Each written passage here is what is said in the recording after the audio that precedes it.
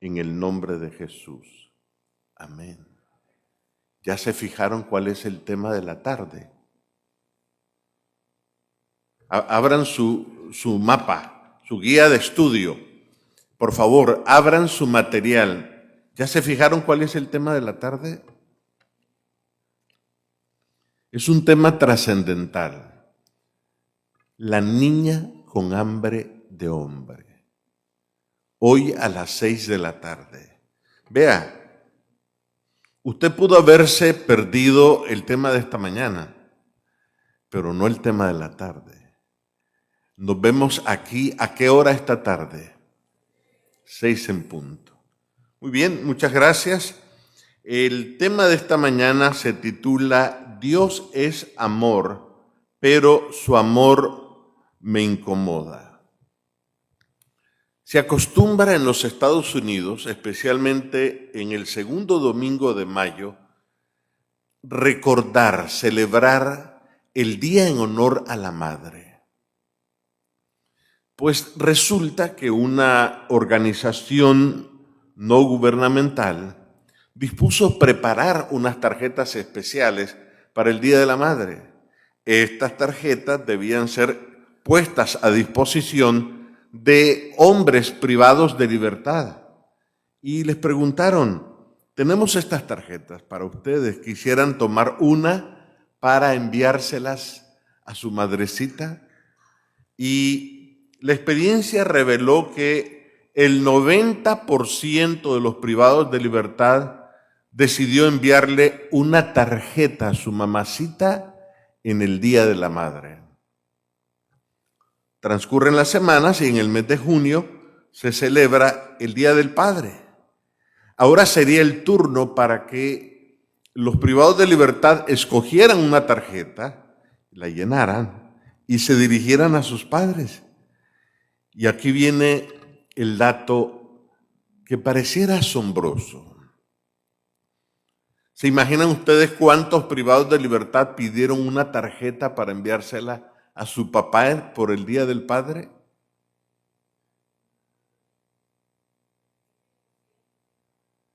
Diría alguien, I wish. Sin embargo, ningún privado de libertad pidió una tarjeta para enviársela a su padre por el Día del Padre. Ninguno.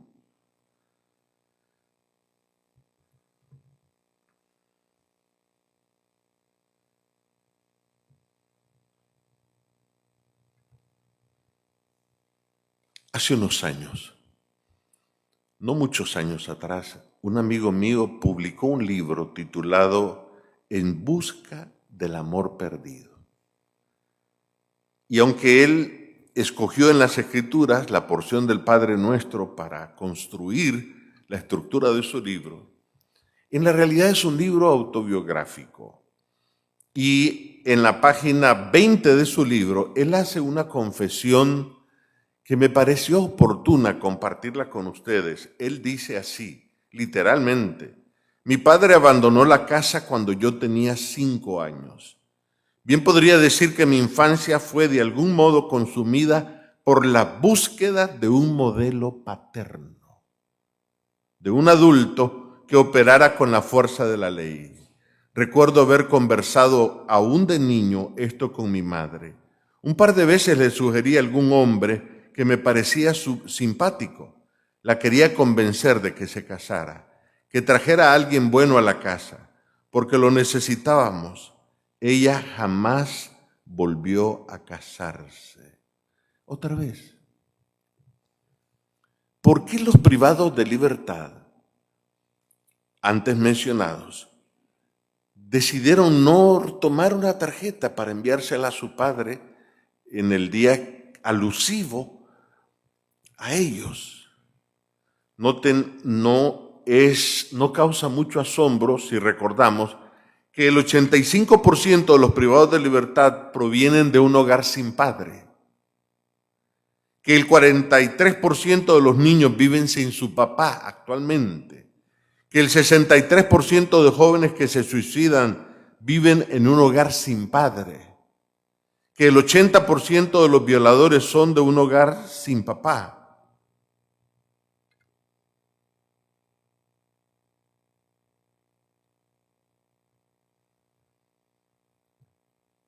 Como mi amigo, el autor del libro, hay en el corazón de un adulto un niño que ansía encontrar el cariño del padre que le hizo falta en la infancia. Por una sola razón. Esa figura paterna física es una representación de una figura paterna espiritual. Acerca de esa necesidad, el autor de un libro titulado Salvaje de Corazón escribió lo siguiente. Dijo así: la búsqueda que de alguna u otra manera ha sido la búsqueda de la vida es la de encontrar un padre, no meramente al padre de su sangre. No hablo del padre perdido en su juventud. Me refiero a la imagen de una fortaleza divina, a una sabiduría externa a sus propias necesidades, superior a su propia hambre, al cual la creencia y el poder de su propia vida podrían unirse.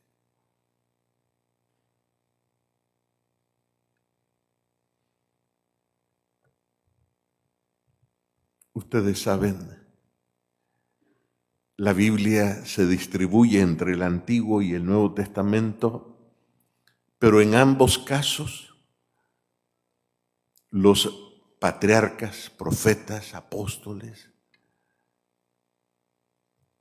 en realidad lo que ellos hicieron fue tener encuentros con Dios y hacer snapshot, clic, clic. Y a lo largo de la vida, de la Biblia, encontramos imágenes del corazón paternal de Dios.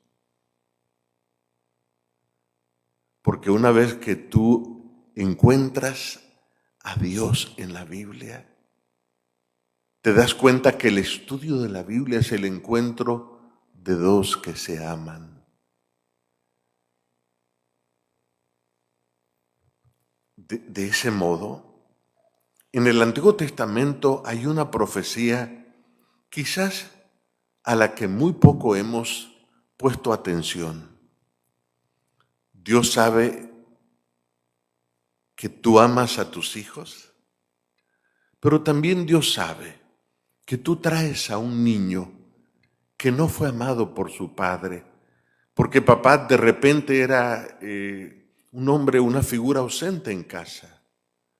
Entonces dice Dios, yo quiero hacer algo para que haya acercamiento, vínculo, un reencuentro. Por eso es que leemos al profeta Malaquías con esas palabras que llegan al corazón. Él hará volver el corazón de los padres hacia los hijos y el corazón de los hijos hacia los padres.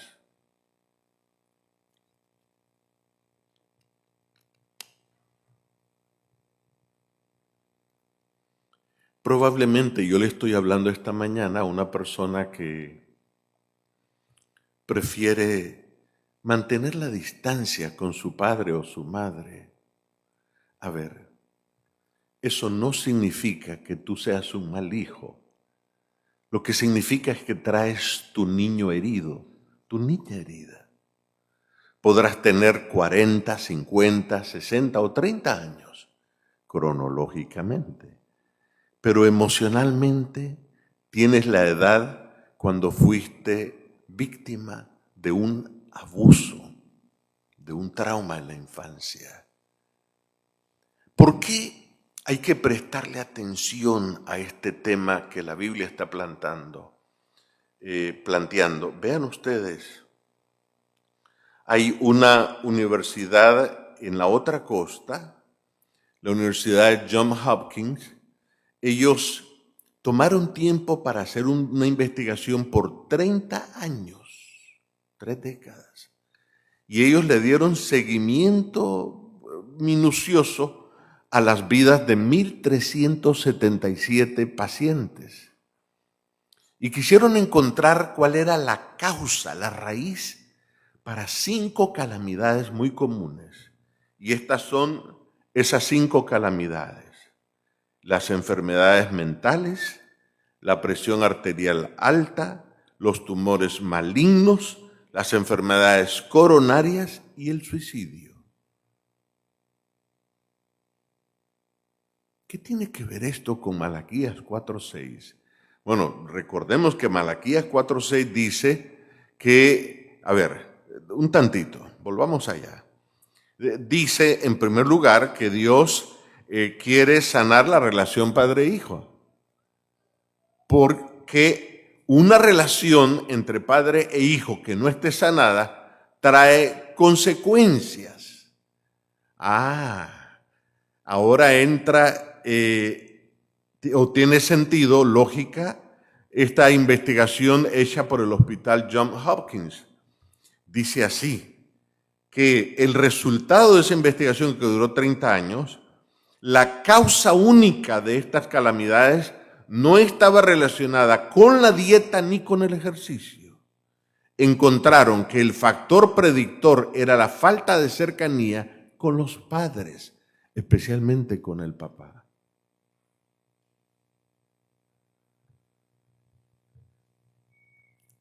Probablemente yo estoy hablando esta mañana a una persona que papá decidió emigrar a otro país y esta persona quedó siendo una niña o mamá y ella, la persona, quedó al cuidado de su abuelita. Pero la abuelita no tenía un lugar donde vivir y andaba en la casa de los hijos, los tíos del niño, la niña, y sufrió un desarraigo permanente a lo largo de su historia. Hoy quizás sea un cristiano que ama a Dios, pero le cuesta crear vínculos. Empieza una relación aquí, la termina un año, o tal vez intenta conocer a alguien, pero no sabe cómo crear un vínculo sano, sólido y duradero. No quiere decir que tú no naciste para amar. Y no quiere decir que nadie nació para ti, como dice la canción. En la realidad, todo lo que significa es que traes una herida en tu interior.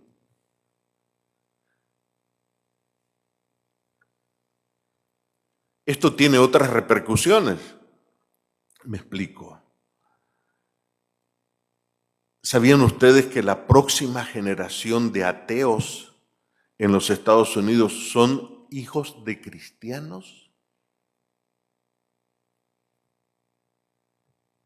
Es que pasa esto. En la pedagogía divina, Él dispuso que la relación padre-hijo fuese un modelo, un punto de partida para la relación padre-Dios. De manera que cuando el hijo crezca en su etapa adulta, él pueda tener una relación con el Dios Padre.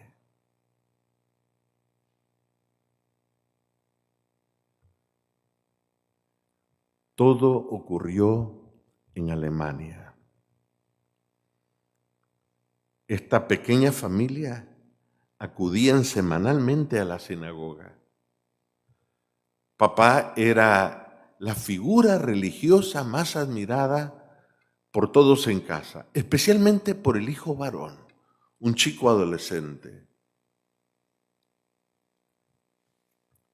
Los negocios no marchaban muy bien.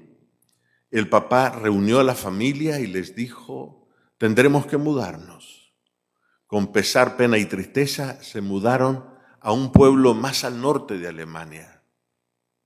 Al llegar a esa nueva comunidad, lo primero que hizo la familia fue buscar una iglesia, una sinagoga. Y no hallaron sinagogas en ningún lado. Papá había salido al pueblo y había hecho su exploración y encontró que la iglesia mayoritaria de aquel pueblo era luterana Y él, en sus cálculos de hombre de negocio, pensó que la movida económica para su beneficio sería mejor unirse a la iglesia luterana. Llegó a casa, reunió a la familia y les dijo: a partir de hoy ya no seremos más miembros de la sinagoga. Ahora vamos a pertenecer a la iglesia luterana. Los chicos dieron el salto y su hijo, el varoncito adolescente, se inquietó y se sintió decepcionado y le dijo: papá, ¿pero por qué? Y la respuesta de papá fue: es que la movida para los negocios está en convertirse al luterano. Esto decepcionó el corazón del hijo inmensamente. Pasaron los años, llegó la etapa en que aquel jovencito se iría a estudiar a Inglaterra. Y estando en Londres, él tomó el hábito de ir a la biblioteca británica y sintió el impulso de empezar a escribir un libro. E iba dando forma, moldeando los conceptos en un libro que después se publicaría bajo el título El Manifiesto Comunista. Libro que en su momento representó una ideología que moldeó el accionar de la mitad de los gobiernos del planeta.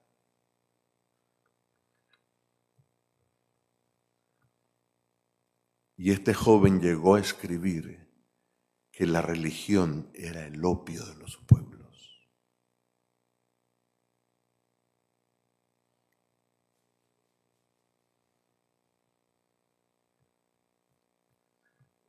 Recordemos, hace un par de minutos les dije que la Biblia contiene escenas de los encuentros de Dios con el ser humano.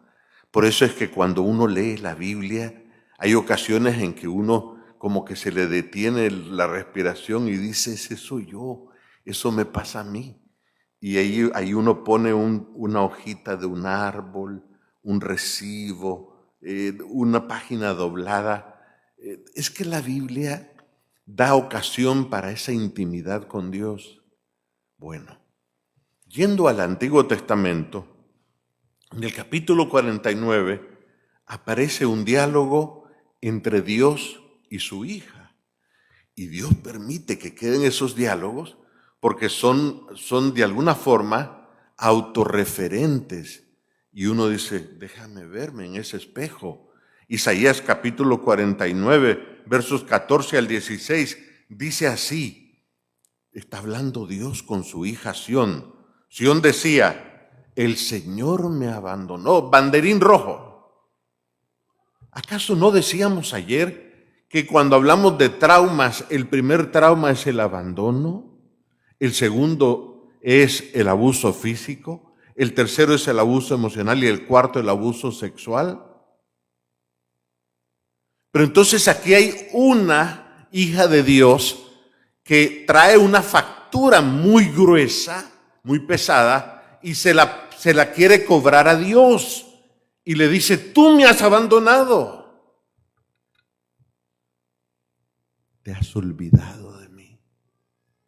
Y entonces dice el verso 15, pero ¿acaso, le responde Dios, una madre olvida o deja de amar a su propio hijo?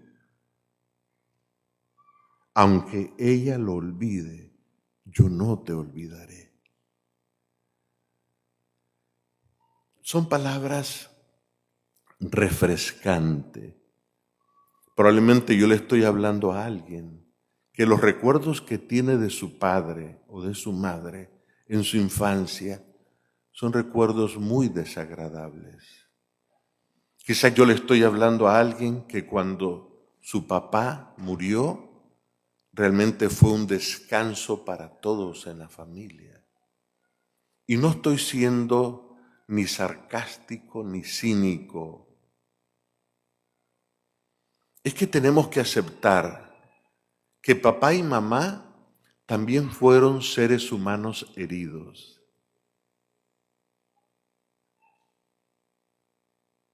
Noten cómo este versículo empieza a darnos pistas. lo primero que la Biblia nos está diciendo acá es que recibimos de nuestros padres el primer concepto de Dios.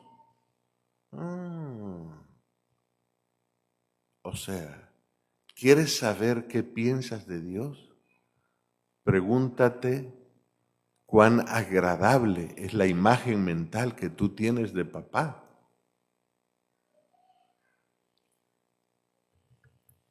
Segundo, aplicamos a Dios el mismo concepto que formamos de nuestros padres. Y en tercer lugar, el amor de Dios es más seguro que el amor de nuestros padres. Gloria a Dios por eso.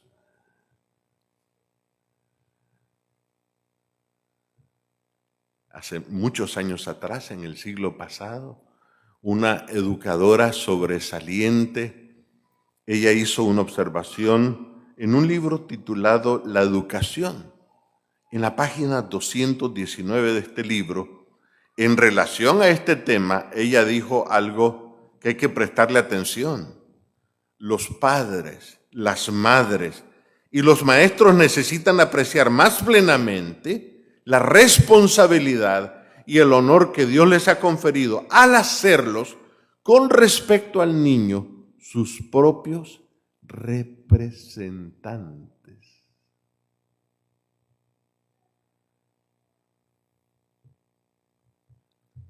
Cuando Karl Marx era un adolescente y él observó a su padre cambiar de religión por motivos vanos, por usura, por puro materialismo, lo que el padre nunca calculó es que le estaba moldeando en la mente de su hijo el concepto que él se iba a hacer de Dios. Te lo pongo de otra manera.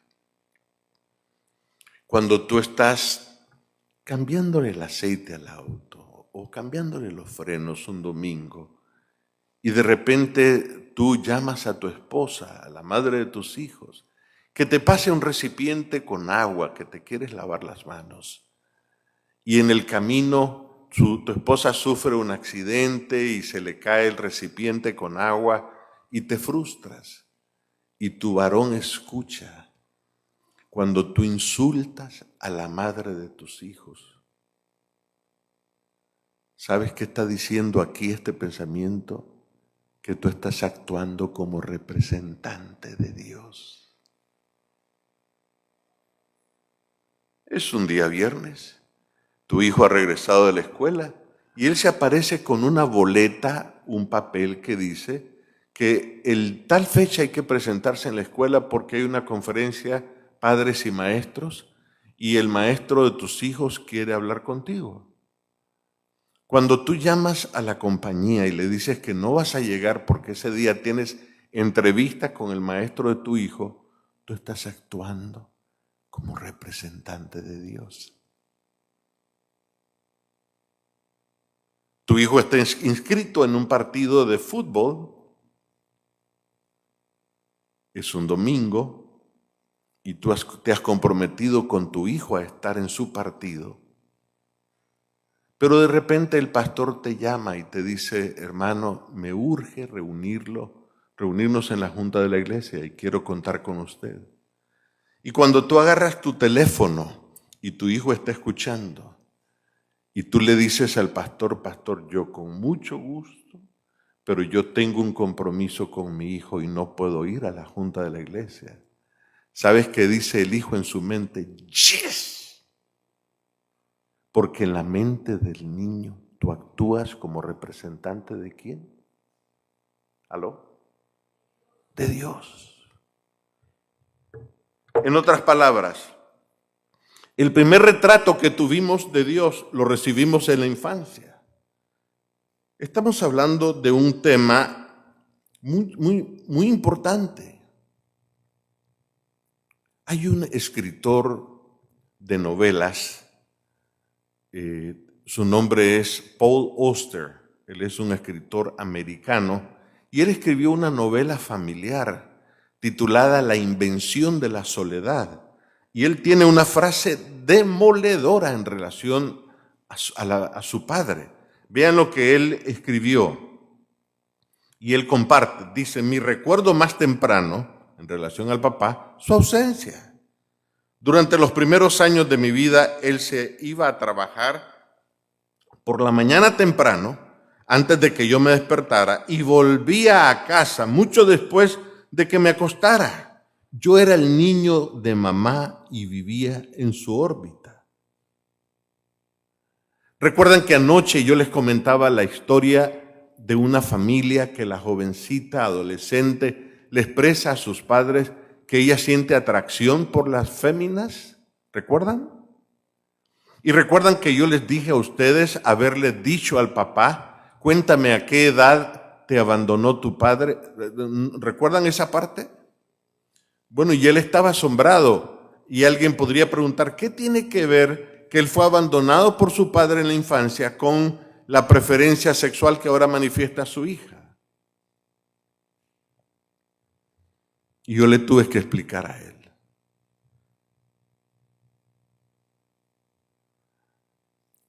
¿Quieren la respuesta ustedes? ¿Aló? Los espero hoy a las 6. Por eso el tema se titula La niña con hambre de hombre. Casi me hacen caer ustedes, pero mejor los espero a las 6. Ahora,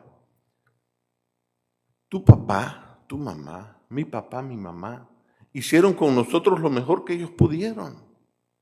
Pero tenemos que aceptar, papá y mamá también fueron hijos y también recibieron heridas. Probablemente habría que considerar las palabras de este autor que nos hace pensar en la necesidad que probablemente el retrato que nos hemos hecho de Dios necesite algunas correcciones. Y aquí están las palabras de este autor. El problema es que todos tenemos padres imperfectos. Por tanto, nuestra percepción del Padre Celestial necesita que se le hagan algunas pequeñas correcciones. Claro que sí. Te lo voy a explicar de esta manera.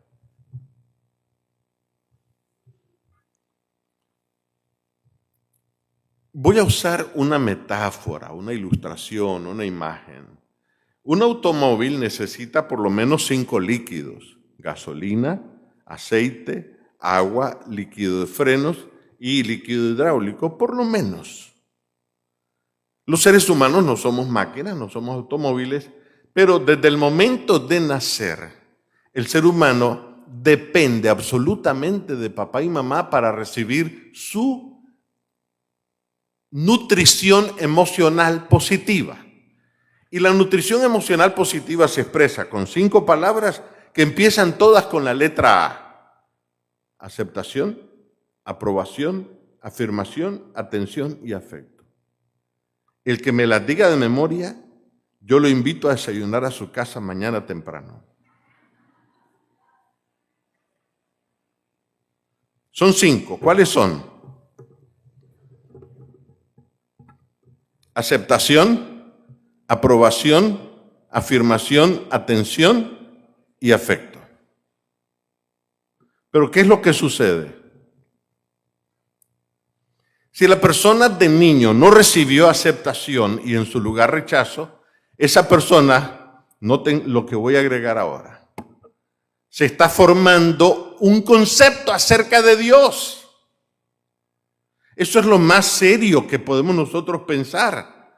Si el niño recibe rechazo, no recibió aceptación, entonces llegará a creer que Dios no lo acepta como es. Y si no recibió aprobación y en su lugar descalificación, llegará a pensar o a creer de adulto que Dios le busca defectos.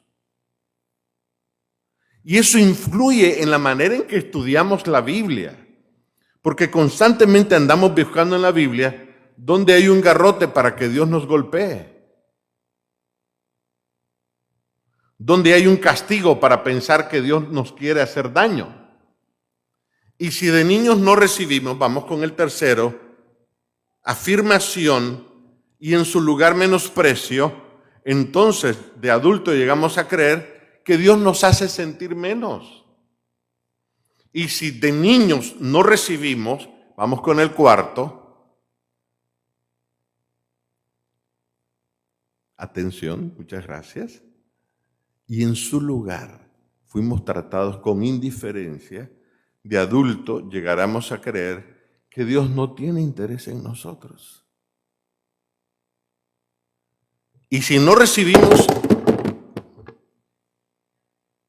si pasó un accidente aquí, es culpa del hermano aquí.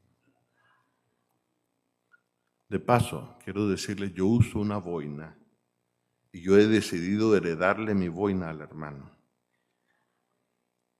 ¿Cómo es que se llama, hermano? Qué lindo.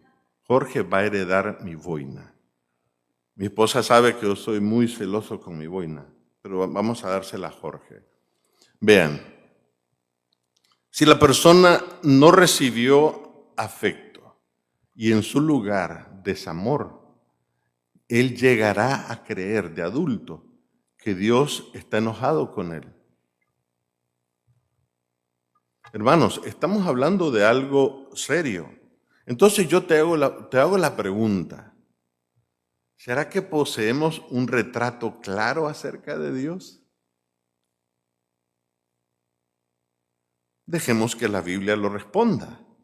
Dice la palabra del Señor claramente, ahora conocemos a Dios de manera no muy clara, como cuando vemos nuestra imagen reflejada en un espejo a oscuras. Pero cuando todo sea perfecto, veremos a Dios cara a cara. Ahora lo conozco de manera imperfecta, pero cuando todo sea perfecto, podré conocerlo como Él me conoce a mí. Ojo, ¿quieres saber? Dos pistas. ¿Quieres saber cómo es tu concepto de Dios? Háblame de cómo tú concibes a tu papá. Segunda pista. Si hay algo que saca a la luz el concepto que tenemos de Dios, son las crisis. ¿Recuerdas capítulo 14 de Mateo? Los muchachos van en alta mar, en el mar de Galilea. De repente las aguas se complican y sienten que la embarcación es consumida por las aguas. ¿Recuerdan esa parte? El Señor Jesús se acerca para ayudarlos y los muchachos están en crisis y entonces sienten miedo. ¿No es pecado sentir miedo? Pero ellos lo que hacen es, sus miedos se los cargan a Dios y le dicen a Jesús que Él es un fantasma. ¿Cuántos sermones escuchamos durante la pandemia? Ay, hermano, Dios está castigando al planeta Tierra. Los fantasmas del corazón humano salieron escupidos por los micrófonos a través de las redes sociales, atribuyéndole a Dios el malévolo plan de destruir tantas vidas humanas. Es increíble, pero es cierto.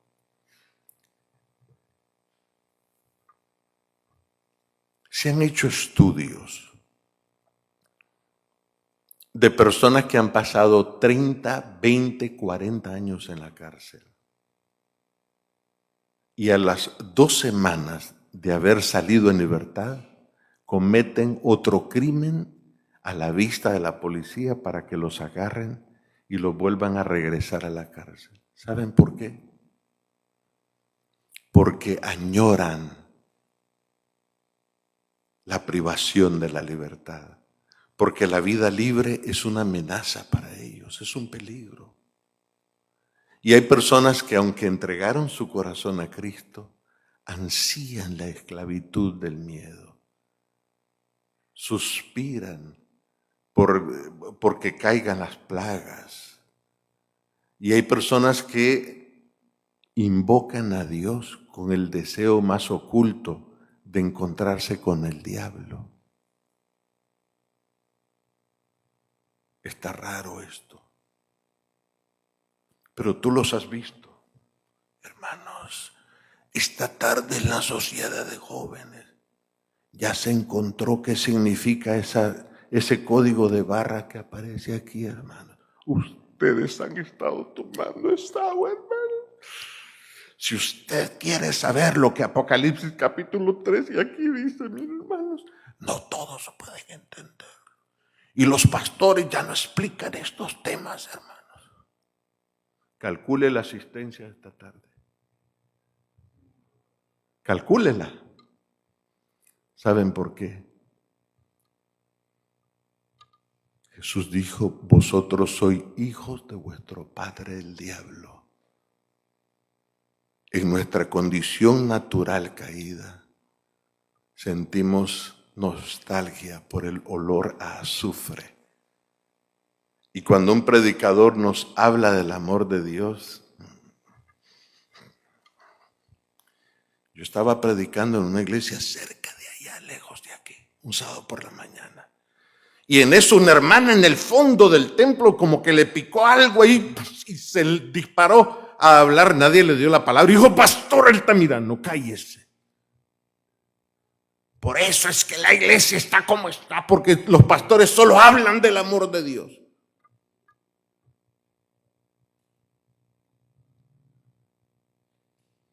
Ahora quiero que sepas por qué el enemigo de Dios no quiere que hablemos del amor de Dios. Hay un libro, déjame lo busco acá, por favor, que escribió un autor adventista americano. El libro se titula El cerebro moldeado por Dios. A ver, Apocalipsis capítulo 7 dice que el sello de Dios será puesto en la frente. ¿Estamos de acuerdo? De acuerdo. ¿Qué hay detrás de la frente? Aquí está el lóbulo frontal. Y aquí está el dominio propio, la fuerza de voluntad, la conciencia, los valores morales. La formación del carácter está aquí detrás del lóbulo frontal. Bueno, este autor, Timothy, se llama Jennings. Él cita una investigación que se hizo. Se tomó un grupo de personas y se las puso a contemplar el amor de Dios. Y se les pasó un escáner para ver qué actividad había en el lóbulo frontal mientras contemplaban el amor de Dios. Y ahora observen, el estudio reveló que eso mejoraba la capacidad social de las personas participantes. Eso incrementaba la empatía, elevaba la compasión. Con razón el enemigo no quiere que hablemos del amor de Dios. Porque él no quiere que el pueblo de Dios se prepare para el sellamiento. Desarrolla el pensamiento agudo y mejora la memoria. ¿Sabían ustedes cuál era el tema favorito de Cristo mientras Él estuvo aquí en la tierra?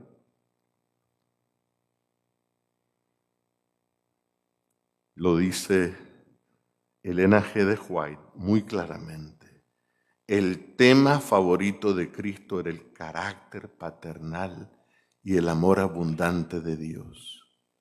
Vean, Jesús nació para morir y de lo menos que Él habló fue de su muerte. Y hoy usted escucha a través de las redes sociales, ay hermanos, viene una persecución, hermanos. Y aquí en California se está esperando un terremoto, hermanos. Y estamos en peligro, hermanos, y la gente está dormida. Solo ellos no están dormidos, y ahí todo el mundo está dormido. Pero felizmente los adventistas del séptimo día no tenemos adicción por el miedo. Nuestra fe está en la esperanza de la segunda venida de Cristo. Y es un mensaje positivo ahí están las evidencias científicas, que me eleva mi salud mental, que me hace una mejor persona, que me convierte en un mejor padre, en un mejor esposo. Y esta cita es poderosa. Dice, el tema favorito de Cristo era el carácter paternal y el amor abundante de Dios. Este conocimiento de Dios fue el don que entregó Cristo a los hombres y que ha confiado a su pueblo para que ellos comuniquen al mundo.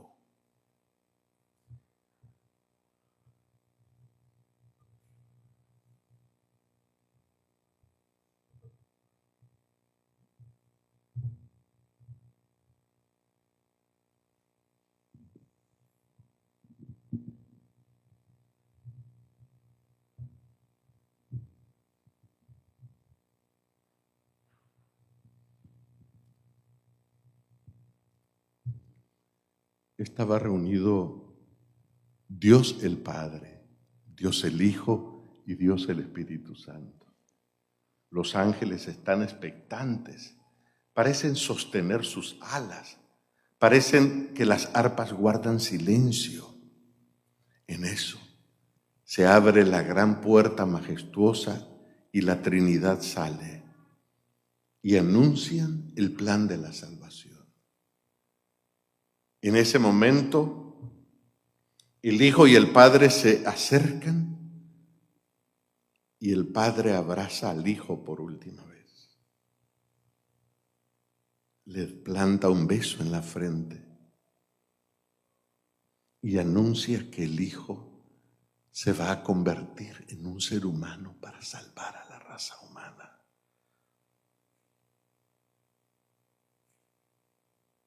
Desaparece de la escena.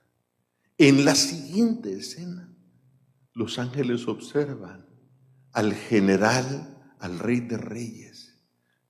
Aparece ahora en el vientre de una chica adolescente convertido en una célula, dependiente de la frágil condición de un cordón umbilical por donde su madre lo alimentaría.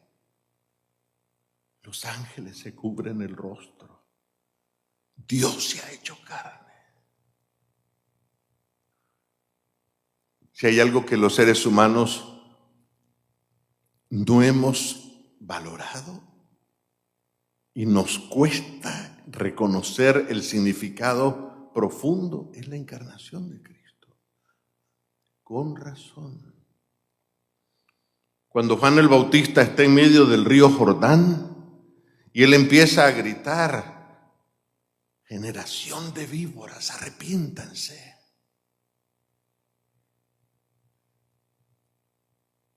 Las multitudes entienden. Y una multitud arrepentida se aproxima a las aguas oscuras, sucias del río Jordán. Lo que Juan el Bautista no entiende es que su primo está en esa multitud. Él sí entiende que aquel hombre que es un sicario que mata a salario, está bien que se arrepienta, está bañado en lágrimas y va dispuesto a ser bautizado. Pero él no entiende, Juan el Bautista, que su primo, un chico que se mueve del taller a la casa y de la casa a la sinagoga, no debería estar allí. Juan está llamando, generación de víboras, arrepiéntanse. Nos regresamos nosotros varios siglos atrás y en el capítulo 21 de Números aparece el pueblo de Israel que camina por el desierto, mordido por serpientes, y Dios instruye a Moisés que levante una serpiente de bronce y que todos aquellos mordidos que al ver la serpiente de bronce puedan recuperar la sanidad. Aquella serpiente de bronce representaría al Hijo de Dios. Ahora, cuando es llamada la generación de víboras, Jesús aparece y él se siente aludido.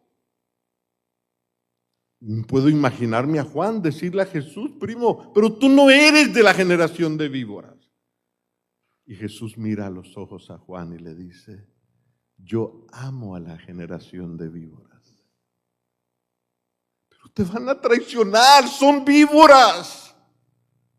Yo vine a salvarlos, porque de tal manera amó Dios a la generación de víboras. Entonces Gálatas 3, versículo 10 dice que Jesús se hizo maldito para salvar a los que estaban bajo maldición. Y le dice Jesús a Juan, necesitamos cumplir toda justicia. En otras palabras, la humanidad había quebrantado la ley de Dios y Dios descendió del cielo en la persona de Jesús para venir a obedecer la ley que era de Dios en lugar del hombre. Por eso es que Juan está oyendo que Jesús le dice, vamos a cumplir con toda justicia. Juan no lo entiende, pero lo bautiza. Cuando lo levanta, se forma un anillo plateado sobre el manto del cielo celeste. Se ha abierto el cielo. En eso los ojos de la multitud admiran que desciende el Espíritu Santo en forma de paloma. Y la voz dice, este es mi Hijo amado, en quien yo tengo complacencia.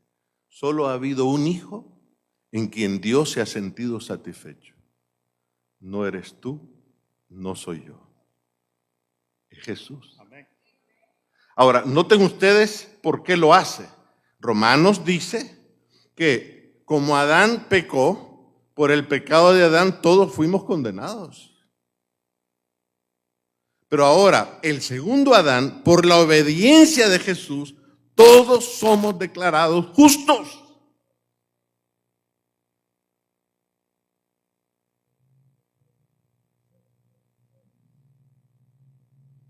Cuando Juan el Bautista levanta a Jesús y el Padre pronuncia las palabras, este es mi Hijo amado en quien tengo complacencia.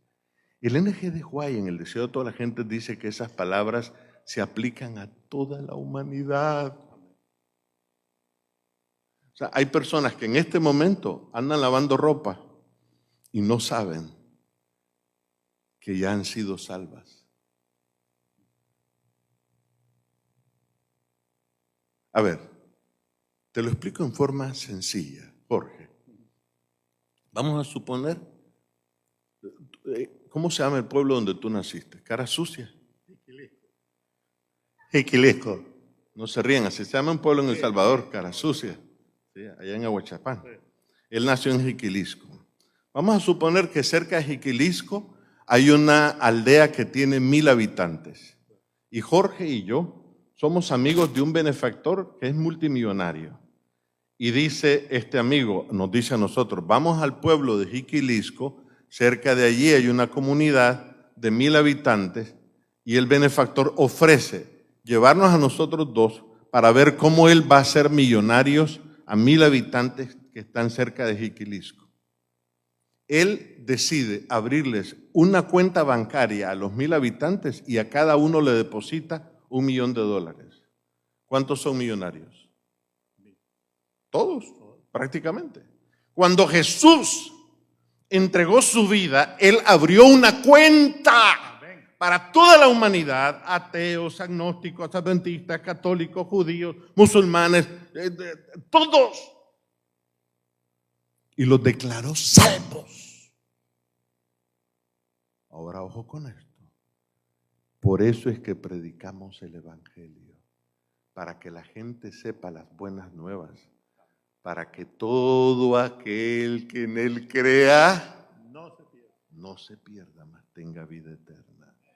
¿Cómo funciona esto? Bueno,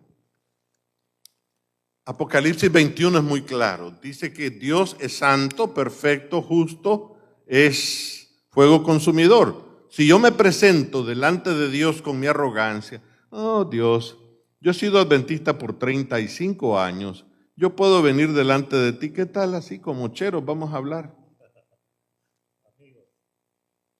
El fuego de Dios me va a consumir. Pero entonces cuando Jesús le dijo a Juan el Bautista, bautízame, porque vamos a cumplir con la barra, está muy alta, la humanidad no puede. Entonces, cuando somos bautizados, vean lo que ocurre. Este es mi asistente.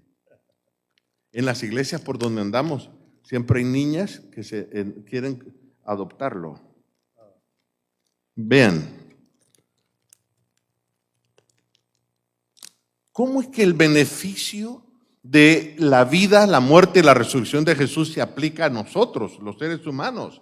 ¿No es suficiente que Él haya abierto una cuenta bancaria? No, porque Dios no impone la salvación a nadie. Yo tengo que, por obra del Espíritu Santo, arrepentirme, por obra del Espíritu Santo, creer, por obra del Espíritu Santo, aceptar a Jesús, su obra a favor mío.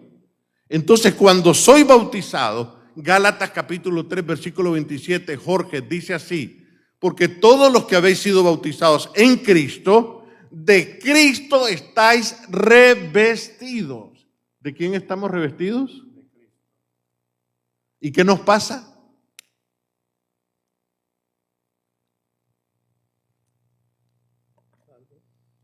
Porque estamos revestidos ¿de quién? De Cristo Jesús.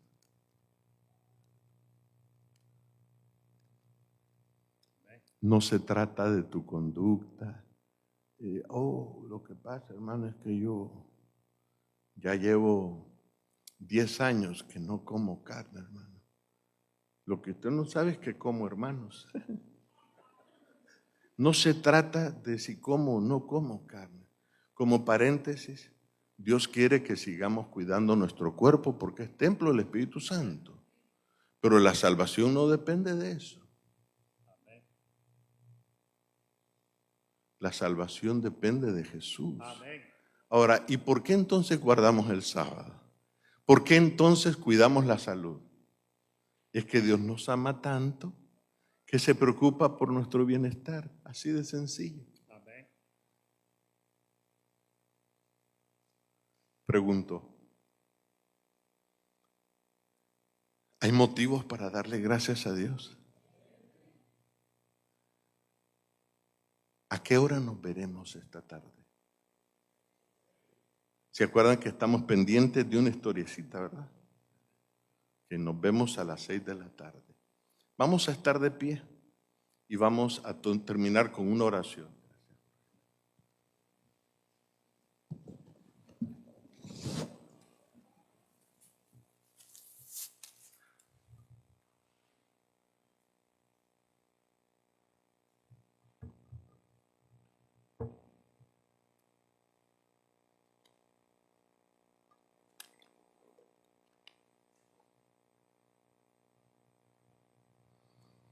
Cuán agradable es estar alrededor de tu mesa y que tu Espíritu Santo nos dé el pan de la vida eterna. Señor,